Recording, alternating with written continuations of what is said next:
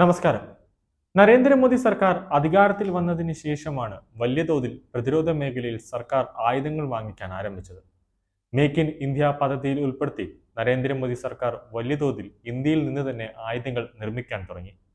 അതോടൊപ്പം തന്നെ ഇന്ത്യയുടെയും നരേന്ദ്രമോദിയുടെയും ഏറ്റവും വലിയ സുഹൃത്തായ മോദിയുടെ ചങ്കായ റഷ്യയിൽ നിന്നും വലിയ തോതിൽ കരാർ പ്രകാരം ഇന്ത്യ ആയുധങ്ങൾ വാങ്ങിക്കുകയുണ്ടായി. മോദി സർക്കാർ അധികാരത്തിൽ എത്തിയതിനു ശേഷം വലിയ തോതിൽ ആയുധങ്ങൾ വാങ്ങിക്കാൻ തുടങ്ങിയെന്ന് തന്നെ എടുത്തു പറയേണ്ട ഒരു കാര്യമാണ്.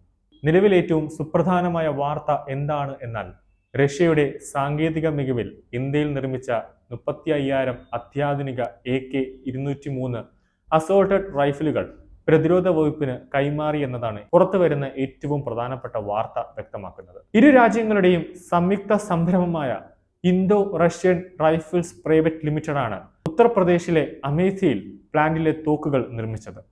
പരിശോധനകൾക്ക് ശേഷം 10,000 തോക്കുകൾ സൈന്യത്തിന് കൈമാറി.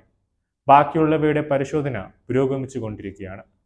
Make in India Atmanirbhar Bharat Abhiyan പദ്ധതികളുടെ ഭാഗമായി 6 ലക്ഷത്തോളം റൈഫിലുകൾ നിർമ്മിക്കുന്നതിന് 2021 നവംബറിലാണ് 5,000 കോടി രൂപയുടെ കരാർ ഒപ്പിട്ടത്.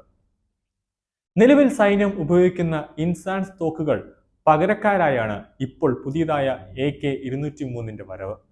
കാശ്മീർ പോലുള്ള ശൈത്യ മേഖലയിൽ ഇൻസാസ് തോക്കുകളുടെ പ്രവർത്തനക്ഷമത കുറയുന്നുവെന്ന പരാതിയുടെ അടിസ്ഥാനത്തിലാണ് ഇവ പിൻവലിക്കാനുള്ള നീക്കം നടത്തിയത്. വെടിയുതിർക്കുമ്പോൾ കണ്ണിൽ കൊള്ളുന്നു എന്നതാണ് ഏറ്റവും പ്രധാന കാരണം. പുതിയ സീരീസിലുള്ള അസോൾട്ടഡ് റൈഫിലുകൾ എത്തുന്നത് ഇന്ത്യൻ സൈന്യത്തിന് കരുത്ത് പകരും എന്നതിൽ സംശയമില്ല. അതിർത്തിയിൽ പാകിസ്ഥാനും ചൈനയും ഉയർത്തുന്ന വെല്ലുവിളികൾ നേരിടാനും അതിനെ തരണം ചെയ്യാനും ഈ പുതിയ ആയുധങ്ങൾ ഫലപ്രദമായി ഉപയോഗിക്കാൻ കഴിയുമെന്ന ആത്മവിശ്വാസം ഇന്ത്യൻ സൈന്യത്തിനുണ്ട്. അതുകൊണ്ട് തന്നെയാണ് റഷ്യയുമായി കൂട്ടുപിടിച്ച് ഇത്തരമൊരു ആയുധ ശേഖരത്തിന് ഇന്ത്യ തുനിഞ്ഞത്.